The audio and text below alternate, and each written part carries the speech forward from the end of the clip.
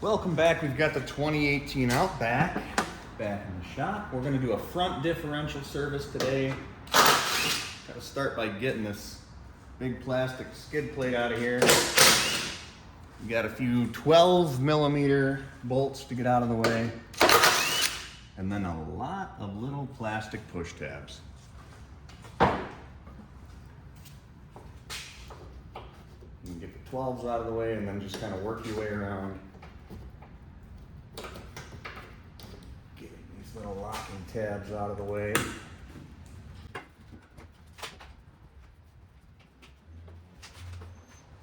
Okay, I got to skid plate off this car, so bear with me. These locking tabs are chock full of dirt, road grind. So, a little tough to unsnap sometimes.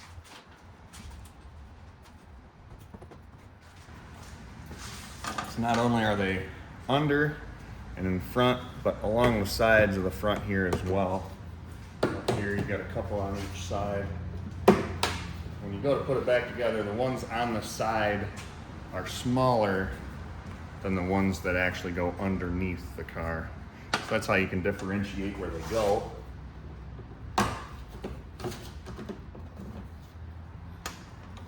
So let's just keep working our way around.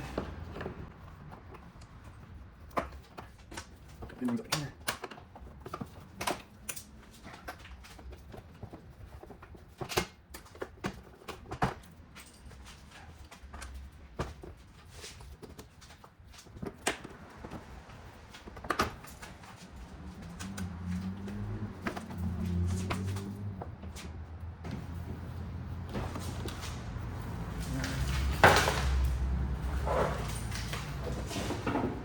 Now that we got the skid plate out of the way, we can get under here.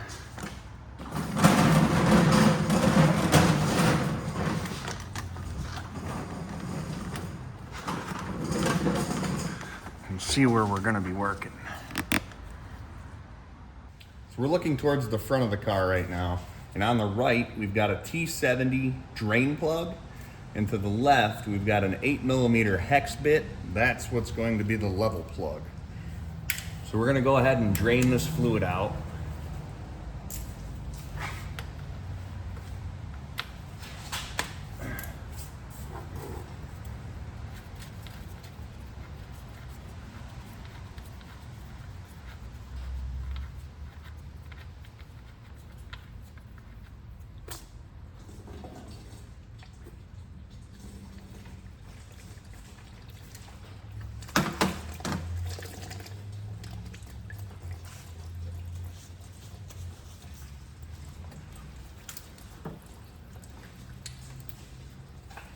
And then we can pull the plug on this side.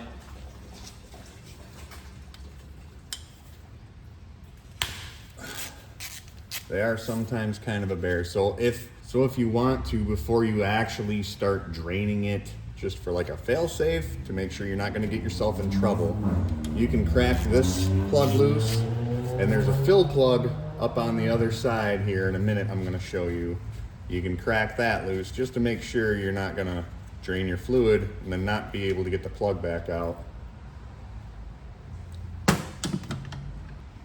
So we're gonna leave this fluid level plug out for this portion.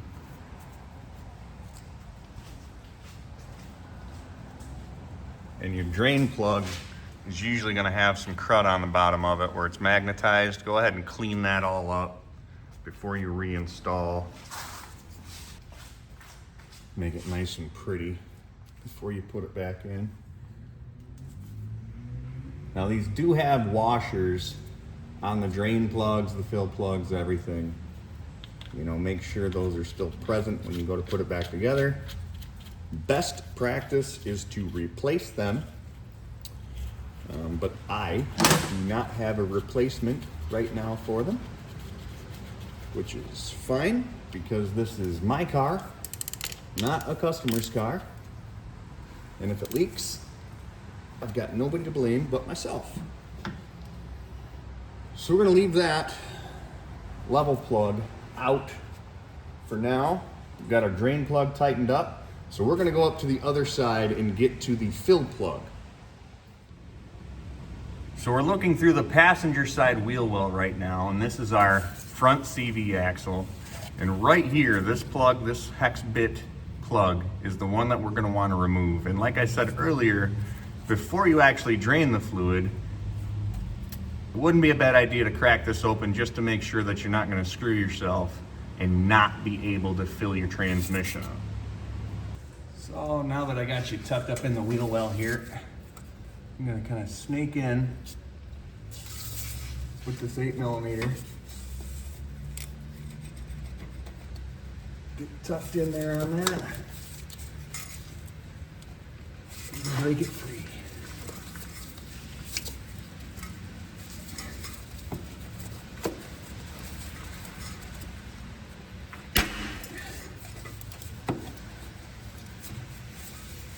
Usually once you break it free, it's gonna come out rather easy. But just getting that initial crack is kind of the hardest part.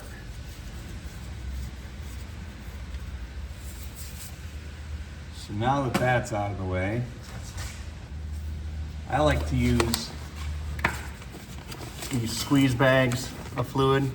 Makes it much easier to get inside these cramped little areas, because if not, trying to get a hard bottle in here to fill this up is next to impossible. And then you're trying to attach a hose to stuff, and it's just kind of a nightmare. Try to do it that way.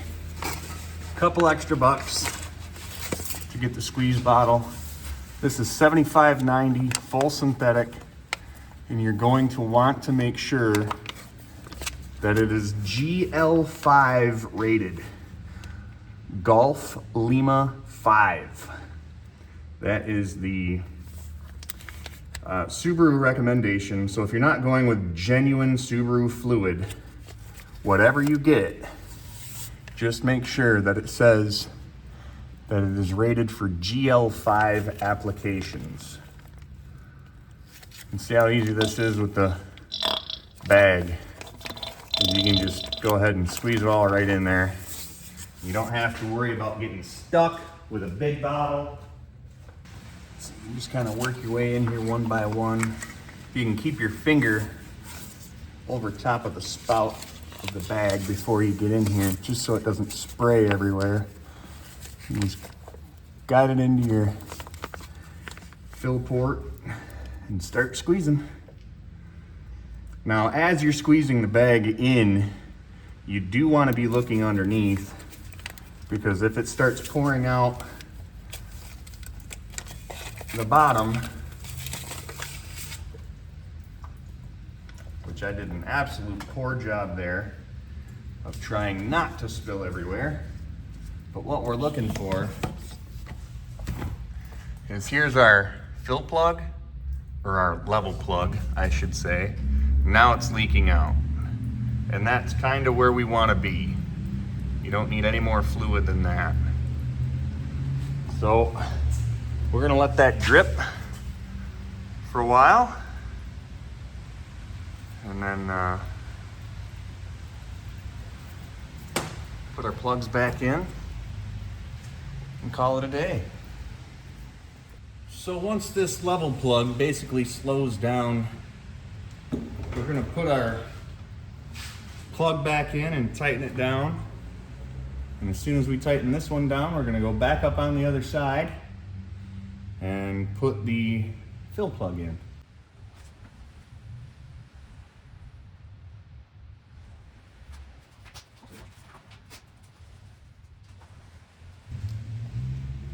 All right, so now that our level plug has basically given us a point to where we're just dripping out, I think that's perfectly acceptable. So we're gonna throw our plug back in. Make sure you have that washer in place so that it makes a secure fit. Snug it down. We're gonna go back over to the fill plug, put that back in and tighten that down as well. So overall, it's a fairly simple, easy process to get this job done. The only thing that kind of stinks about the whole situation is tight quarters. with the fill plug over here on the passenger side of this transfer case, because it is kind of a bare, a tight spot. So doing it on the ground might be a little bit of a hassle, but it is definitely doable. And yet again, these are services that the dealers are charging what I would deem as way too much money for a simple service. You've only got, you know, a couple quarts of fluid, maybe. And that's it. I mean, you just wipe it down. We're gonna reset our skid plate.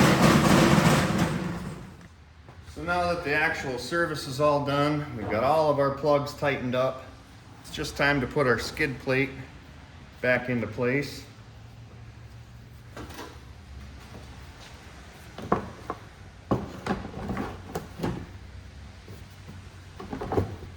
So I just keep a couple of those locking clips in my hand while I position it. And you can put one on each side to kind of hold it in place.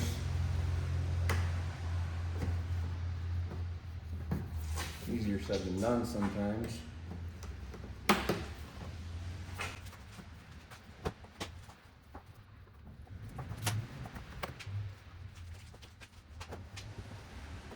this is kind of the mundane portion of anything, is just all the clips and junk they put on these things. Just how many of these do you really need to hold up a little plastic shield? Beyond me. And why instead couldn't you have used just bolts?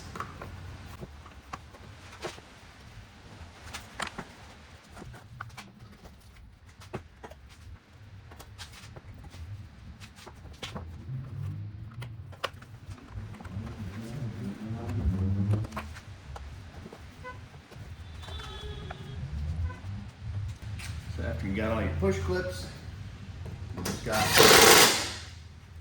your 312 mm bolts.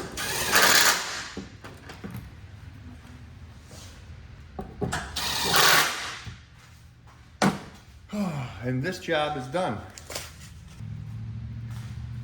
That's all there is to it, guys. I mean, I know it's kind of tedious and time consuming, you know, especially just getting this plastic cover off. That might be the most frustrating thing about the whole process. But if you got a little bit of patience, a little bit of time, a little bit of know-how, you can save yourself easily a couple $100s from doing this at the dealership. And yet again, if you're not going to use, you know, the genuine Subaru fluid for this job, I mean, I just use this Valvoline full synthetic 7590, but you are going to want to make sure that it says that it's GL5 approved, or, you know, long term you're going to do some damage to your differentials here. Part number 889785. Hope that helps, guys. If you could, give a like, comment, subscribe. Appreciate the support. See you next time.